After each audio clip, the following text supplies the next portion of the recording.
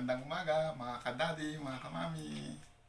So, nandito ako ngayon para ipakita ko sa inyo yung ihanda kong pagkain na kahit nasa bahay lang ay pwede nating pagmukaing pang restaurant.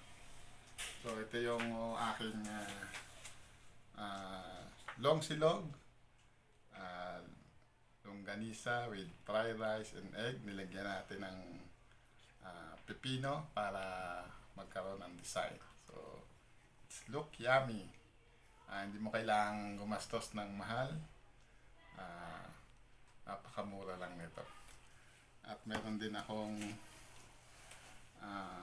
bangsilog para naman sa miss ko na mas gusto niyang fish. So, ito, nilagyan naman natin to ng design na kamatis para magmukha rin delicious. At para naman sa bunso ko, fish and white rice. Hindi kasi siya kumakain ng fried rice. At hindi rin siya nag-mix ng food.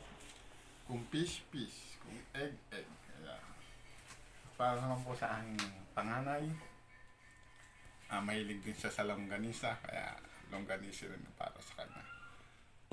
So, yan po ang aming pagkain ngayong umaga.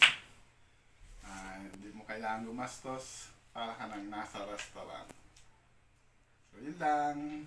Bye-bye!